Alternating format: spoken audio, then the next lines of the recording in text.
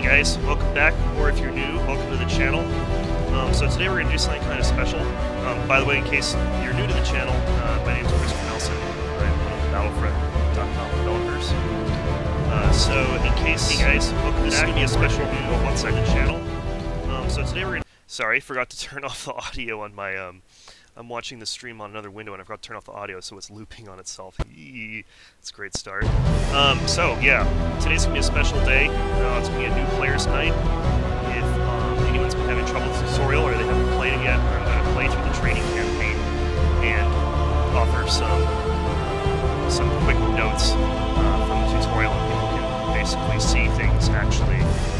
They can actually see it done instead of reading the text. So will probably be pretty helpful for new people. For you veterans, you may just want to play some Red Thunder instead. Your decision.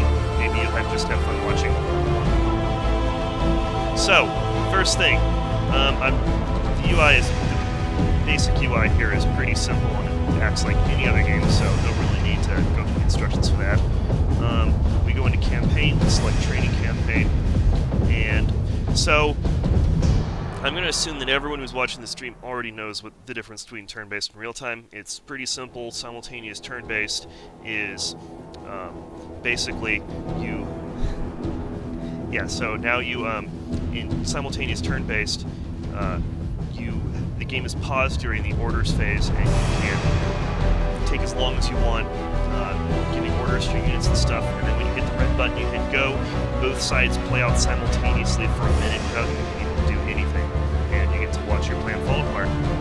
Okay, skill levels. A lot of people think these are difficulty levels, but they aren't really. They're actually skill levels. They have a variety of effects, and you can find out in the manual. There's a heading for them to look exactly what it does. But the two big things it does is it changes fog of war, and it changes your artillery. So fog of war will be like what sort of information you get. Okay, the music's too loud here. 1 second. I will turn down the... I'll turn down the audio for a moment until we get into the game. Actually, I'll just turn the music off. How about we do that? There! Huzzah! Okay. Sorry about that. Okay, anyways. So, the higher the difficulty level, it means the less information you're going to get when you spot an enemy unit. So... at a very low difficulty level, if you click on an enemy unit, you're going to know everything about it, what guys they have, their morale state, their weapons, everything. If you're on Iron, then you know pretty much nothing about an enemy unit other than it exists, and you don't even your units even have to spot each other. Also, if on the lower difficulty levels, artillery arrives faster when you call it, whereas on the higher difficulty levels, it takes longer. So, yeah, those are pretty much the differences. The tutorial is meant to be played on Veteran. You can play it on any other, the game's not going to stop you, but the text has Veteran in mind. Okay, so when you come into a campaign, the first thing you're going to see is the campaign briefing. This is a special one-time briefing. It's basically going to give you the basic information on the campaign. I'm going to turn the audio back up now. Just let me know if it gets too loud again. Hopefully it's not. It shouldn't be, since we don't have that music playing now.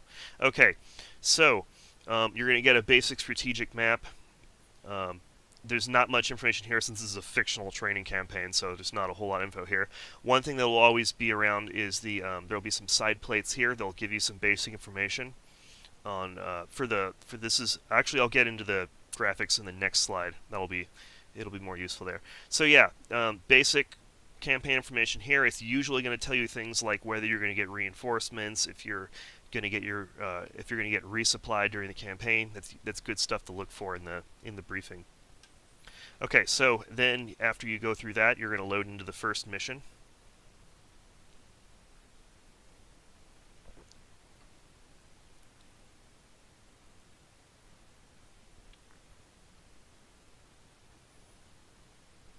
By the way, a note, unlike a lot of games, the tutorial is not scripted. In combat mission, you're not going to like have to click a button to you're not going to it's not going to make you like give orders and then the game proceeds. You're allowed to do whatever you want, and because this game has some randomness in it, things might not go as planned, and they might not happen exactly like the tutorial says they do. So if that happens, you just have to improvise and go with the flow, pretty much. Okay, so basic briefing screen. Every official mission in Combat Mission is going to come with these briefing graphics. So you have over here the strategic map, and it's going to give you a basic idea of where the battle is in the world. And then you have what's called the operational map. It's going to give you an idea of the units involved. Since this is fictional, there's not a whole lot of information right here. But you're always going to have the mission objective side plate, and here it's going to spell out in detail the objectives for your mission, how many victory points you get for them, and your total score. And then here you have the tactical map, and that's going to give you a view of the actual battlefield you're going to be fighting over, along with a few simple operational graphics to give you an idea of where your forces are, where their forces are, where you're expected to go. And the white, the black letters with the white lining around them is going to be your objectives. And then you're going to have, you won't see it here because you don't have any fire support in this mission, but it'll also show you on the side here a detailed breakdown of indirect fire support you have, like artillery and mortars, and it's going to show you a general idea of what sort of reinforcements you're getting. And then, so this will give you a quick rundown of the mission, and then for more detailed information, you have the briefing. CMFI today, probably not. I'm definitely going to do Beyond the Boliche next week, since I know that I've been meaning to do that for a while. For the people who joined in late, since I noticed a few people joined in late, this is going to be new players night, so I'm going to play through the training campaign for people who are completely new to Combat Mission and maybe want to see like an actual video of the tutorial campaign being played instead of having to just read it in the text. So for the for experienced players, this stream might be a bit like stuff, but for new people this might be helpful, and they can watch the video afterwards, and I'll post it up to YouTube so they can see the actual training campaign being played instead of just having to imagine it in their heads by reading the manual. Okay, so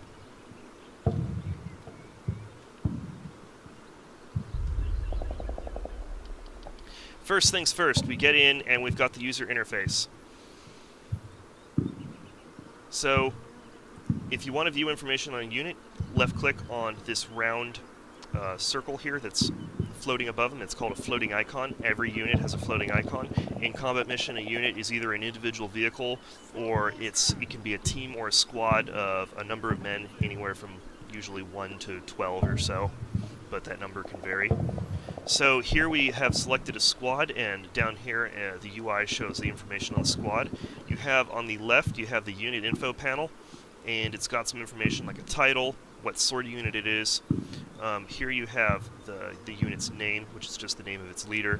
You have its experience level, its morale state, how fit it is, like right now they're rested, so they'll be able to run.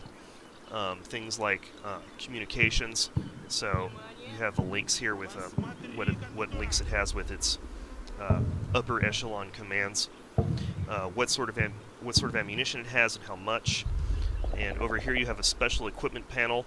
You've got this is where special equipment like binoculars, Panzerfaust, demolition charges, that sort of stuff appears. And so these guys just have binoculars, as you can see, but these spaces will be filled up for other units that have other pieces of equipment. We don't need to worry about this right now. This is the support panel. We'll get to that in another mission. And then here you have the team info panel. So as you can see, it's broken down. Each column is a different team. You can actually split these apart and use them as individual units and move them around on their own. Or right now they're linked together. They'll all move together if you give them an order. So each of these weapons signifies one soldier, and there's a little pop-up text that tells you what the weapon is. And you'll see a little white text if he has a specialty, like this is the squad leader right here. This is the light machine gunner for the squad, that sort of stuff. These will turn yellow if they get wounded, and they'll turn yellow with a red casualty text over them if they become incapacitated, which means basically they're either dead or so seriously wounded that they're out of the battle. And then here is the orders, or the commands panel. So there are 4 tabs to it. From left to right there is the movement tab, which is everything from moving the unit around the battlefield. On the next one is the combat tab, it's C, This is everything for telling it how to shoot its stuff, basically. And then we have the next one is the Specials tab, and this has a variety of special orders that will, and we don't have to worry about what all the orders mean right now. We'll get to almost all of them eventually through the campaign. And then on the last one is admin, and that for right now in the game, what this does is splitting squads, and we'll deal with some of that towards the end of the campaign. Okay.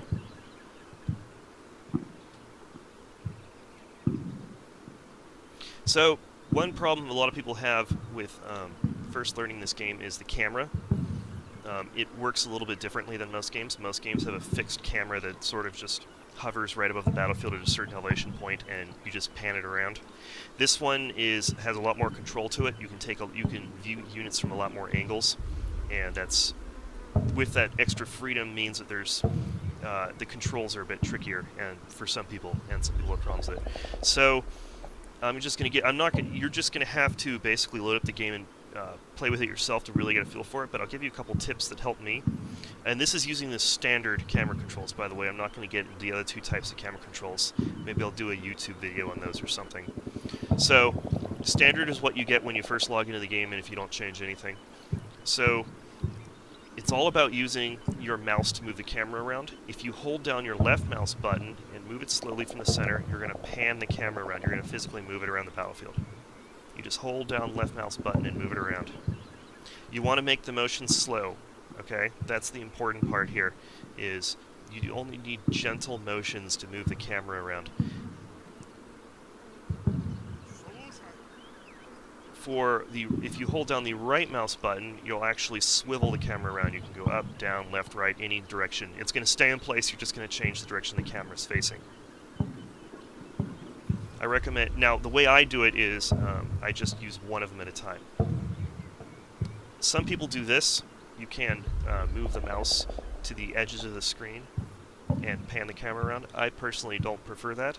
It's harder to position the camera finely. I think that if you keep the cursor near the center and just use the left mouse button to pan, you get a lot more control. You can also use the WASD keys to make fine incremental changes like this, if you want to just make tiny changes. And E and Q